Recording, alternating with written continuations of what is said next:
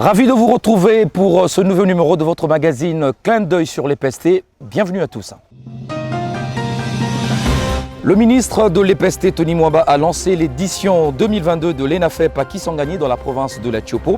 Plus de 2 millions de candidats finalistes ont été enregistrés sur l'ensemble du pays afin de participer à ces épreuves de 2 jours. Élément de réponse tout à l'heure. Poursuite des itinérances en province, le patron de l'EPST a réuni tous les responsables provinciaux de la grande province orientale démembrée à Kisangani. Tony Mwaba a communiqué la nouvelle dynamique de travail pour le redressement du sous-secteur de l'EPST. Et puis la France va appuyer financièrement le processus de mise à la retraite des enseignants avec 25 millions d'euros. C'est ce qui ressort d'une rencontre à Kinshasa entre le ministre Tony Mwaba et l'ambassadeur de France en République démocratique du Congo. Voilà tout pour le titre. Bienvenue à tous. L'édition 2022 de l'ENAFEP, l'examen de fin d'études primaires, a bel et bien vécu dans la province de la Tchopo, à Kisangani. Plus de 2 millions de candidats finalistes ont pris part à ces épreuves de 2 jours. Le go a été lancé à Kisangani, dans la province de la Tchopo, par le ministre de l'EPST, Tony Mwaba. La ville-province de Kinshasa a enregistré 172 000 candidats pour l'édition 2022 de l'ENAFEP. Le ministre provincial de l'Éducation, Charles Mboutamoutou, accompagné de l'inspecteur général de l'EPST, ont effectué une tournée pour superviser les travaux sur le déroulement de ces épreuves dans quelques centres de la capitale. C'est parti pour 2 jours d'évaluation des élèves finalistes du cycle primaire sur toute l'étendue du territoire national. À Kinshasa, c'est le ministre provincial en charge de l'éducation et l'inspecteur général de l'EPST qui ont été mandatés pour superviser ce premier jour d'évaluation. Aucun incident signalé dans les différents centres inspectés par le tandem Mboutamoutou-Musungai. Des instructions ont été suivies à la lettre, notamment la gratuité de ces épreuves telles que voulues par le président Tshisekedi. Un réel motif de satisfaction. Nous sommes satisfaits de l'organisation. Je profite de l'occasion pour présenter au nom de son Excellence le ministre national qui est allé lancer les épreuves à Kisangani. Ici, nous on fait de la supervision. Je profite de l'occasion pour féliciter l'inspecteur général pour l'organisation. Parce qu'au-delà des conditions difficiles, nous nous rendons compte que tout est au point. Et les choses se sont bien organisées. Et là, vraiment, bravo. Il n'y a pas d'incident jusque-là. Tout est bien.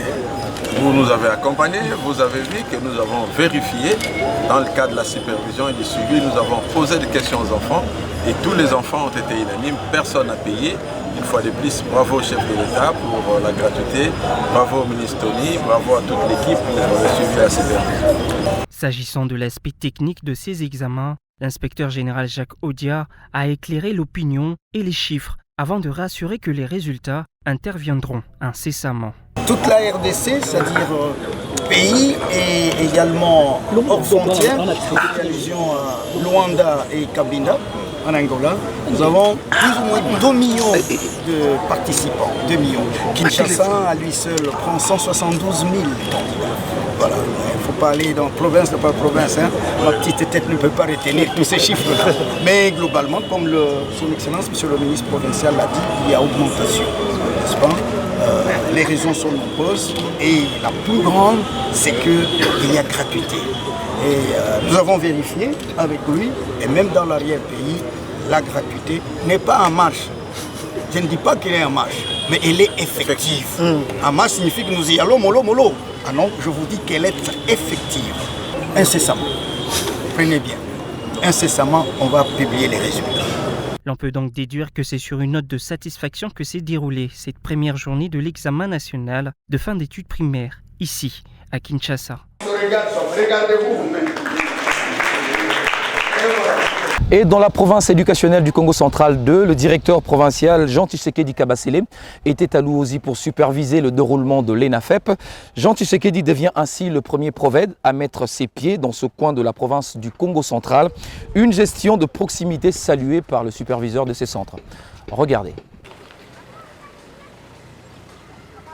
Cette forte délégation conduite par le patron de l'EPST au Congo central 2 s'est ensuite rendue dans le secteur de Mbanzamona et Mongolwala à une 50aine de kilomètres de la dite cité.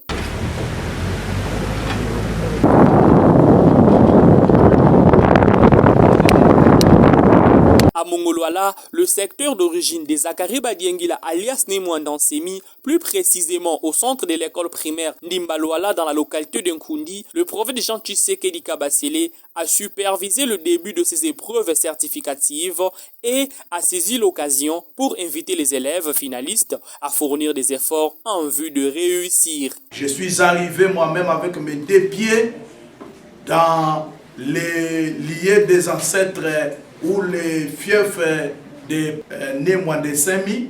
Je suis dans la joie.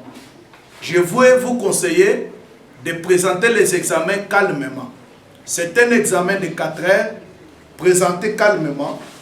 L'examen ici n'est rien autre que les choses que vous avez vues depuis première primaire jusqu'à aujourd'hui, vous êtes en 6e primaire. Je vous conseillerais de les présenter calmement pour réussir, faire de très bons résultats. Je vois que vous êtes là, les enseignants ont respecté les calendriers scolaires et les programmes scolaires. Je suis rassuré que vous allez réussir. Le très populaire Jean Tshisekedi devient le premier prophète à mettre ses pieds dans ce coin de la province. C'est historique et sa gestion de proximité se porte parfaitement bien. Et je vous dis sincèrement, il est le premier prophète à venir visiter ce coin de Mongolwala. C'est l'arrière-coin vers le Congo-Brazzaville.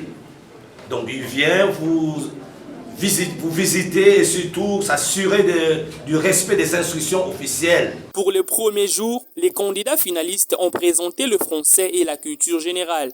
Et pour la journée du mercredi 6 juillet, ils seront en face des mathématiques et sciences. Dans le cadre de ses itinérances en province, le ministre de l'EPST s'est rendu cette fois-ci à Kisangani, dans la province de la Tchopo. Tony Mwaba a réuni tous les responsables provinciaux de la grande province orientale démembrée pour évaluer et communiquer la nouvelle dynamique de travail impulsée par lui et qui vise à redresser le sous-secteur.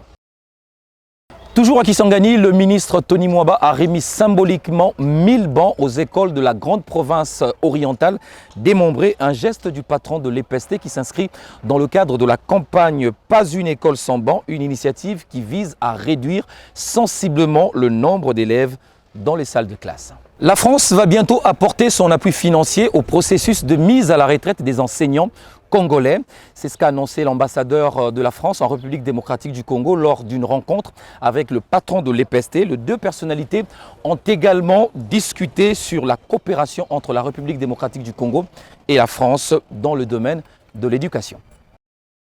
Tête-à-tête ce vendredi entre le ministre de l'EPST, le professeur Tony Mwaba, et l'ambassadeur de France en RDC, Bruno Aubert. Au cœur des échanges, plusieurs questions d'actualité et celles relatives à l'éducation nationale.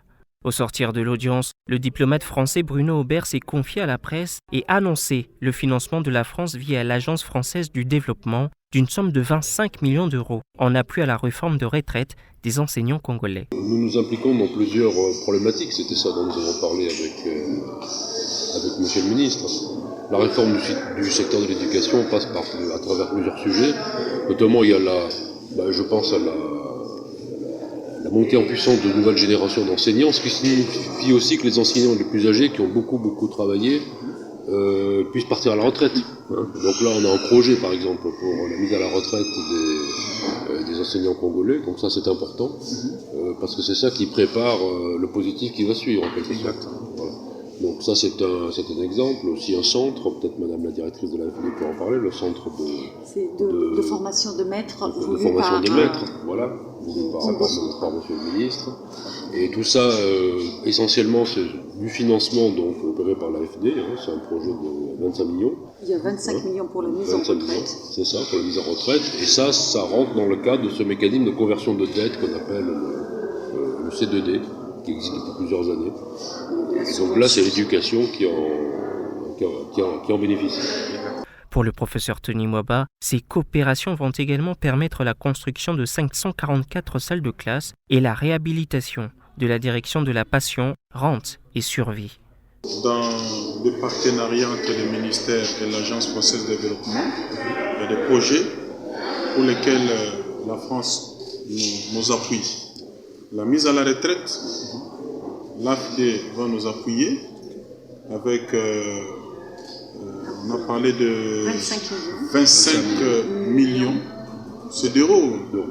25 millions d'euros c'est mieux que les pour la mise à la retraite des enseignants, la construction de l'Institut de formation des maîtres. 10 millions. Nous avons la construction également de 544 salles de classe côté Banzangungu.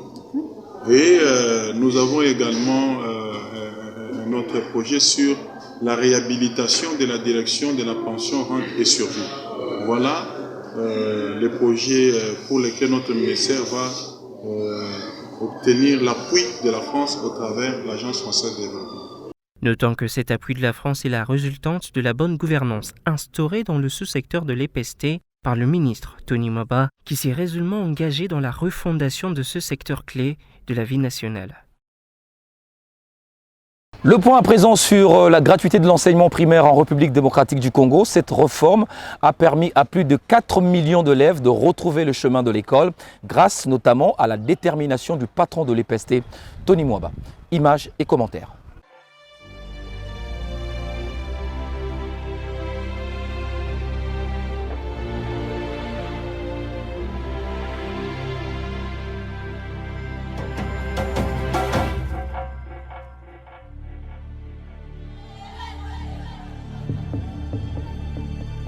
Au tout début, c'était d'abord le doute. Nous voulons une vraie gratuité qui ne va pas fragiliser le système éducatif tel que ça existe maintenant. Et l'incertitude sur ce qui avait tout d'un pari fou, la gratuité de l'enseignement primaire. Plusieurs canaux ont véhiculé des messages qui allaient dans tous les sens. La Sanko a réagi aux propos du ministre de l'EPST. C'est un sujet qui prend de l'ampleur en ce moment dans le pays. Mais avec courage et abnégation, la machine est déclenchée.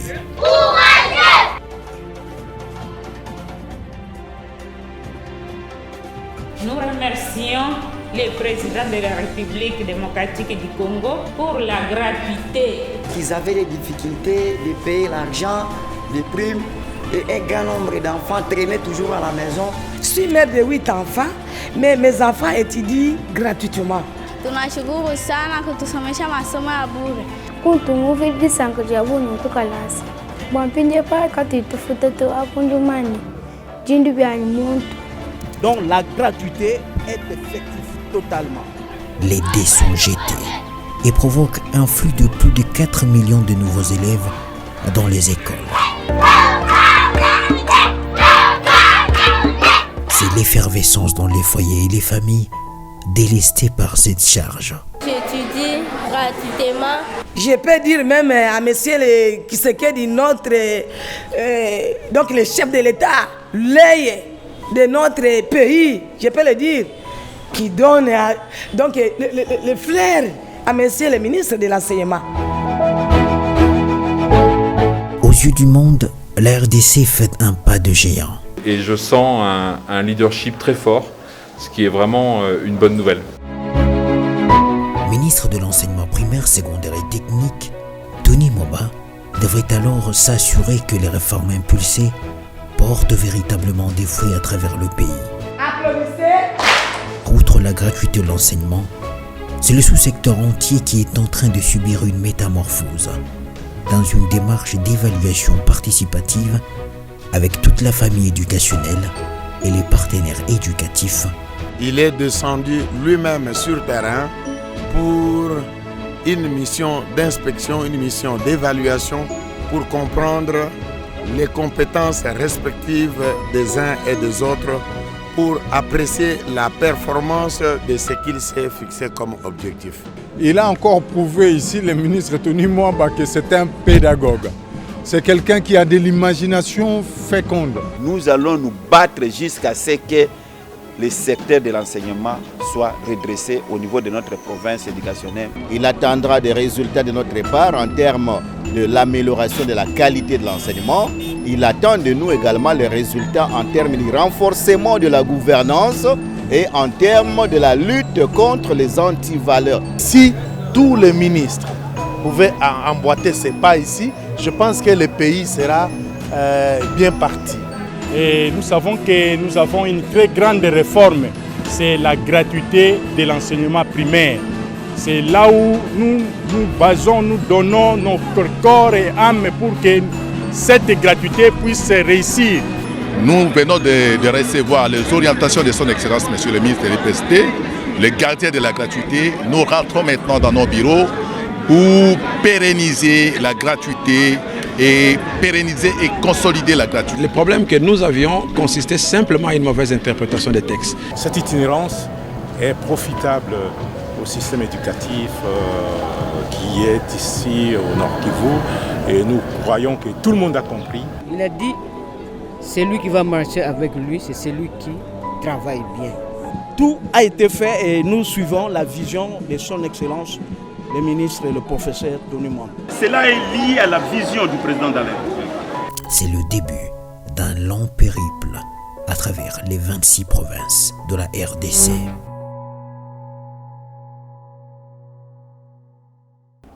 La bonne santé des enseignants de l'ensemble qui préoccupe au plus haut point le ministre de l'EPST.